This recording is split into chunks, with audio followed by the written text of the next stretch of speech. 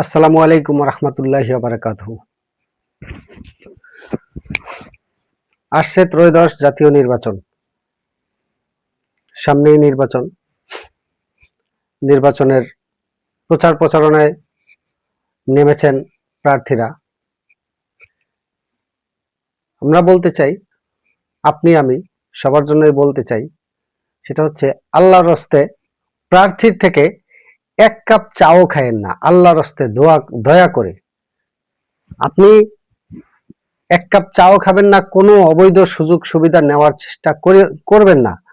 এরকম চেষ্টা করে নিজের ক্ষতি করবেন না। আপনার ক্ষতি মানে আমার ক্ষতি, আমার ক্ষতি মানে আপনার ক্ষতি। আমরা ভালো প্রার্থীকে বেছে নিব। আমরা আমরা ভালো প্রার্থী বেছে নিব। এটা জাতীয় নির্বাচন।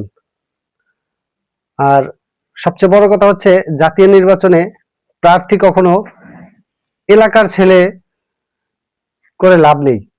কারণ এখন যারা নির্বাচিত হবে তারা হচ্ছে মেম্বার অফ পার্লামেন্ট, তারা সংসদের সদস্য।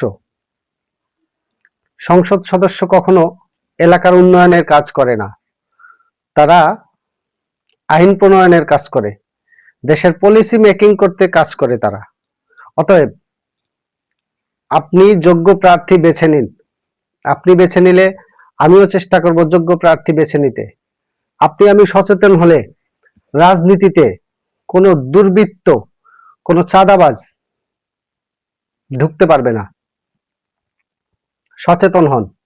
শুধুমাত্র এই সচেতনতা তৈরি করতে গিয়ে ওসমান হাদি আজ জীবন দিয়েছে।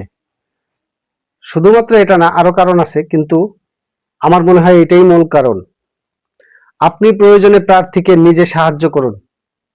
যারা গরিব, যাদের অর্থবিত্ত খুব একটা নেই, রাজনীতিতে এসেছে, কিছু করতে চায়, তাদেরকে সাহায্য করে উপরে তুলে নিয়ে আসুন।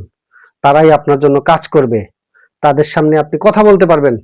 এমন কাউকে নির্বাচিত করবেন না যার সাথে আপনার দেখা করার জন্য 2 সপ্তাহ আগে সিরিয়াল দিতে হবে।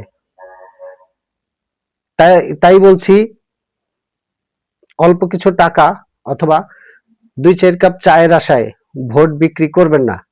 ভোট বিক্রি করে আপনি আপনার ক্ষতি করছেন, আমার ক্ষতি করছেন, আপনার সন্তানের ক্ষতি করছেন, আপনার ভবিষ্যৎ প্রজন্মের ক্ষতি করছেন। এরকম আমরা অতীত থেকে করে আসতেছি। এগুলি থেকে দয়া করে সরে আসুন, সচেতন হন। আপনি সচেতন হলে, আমি সচেতন হলেই দেশের রাজনীতিবিদরা পরিবর্তন হতে বাধ্য। শুধুমাত্র এই কারণেই দেশের রাজনীতির পরিবর্তন আসে না, আপনি আমি সচেতন নই বলে। ধন্যবাদ।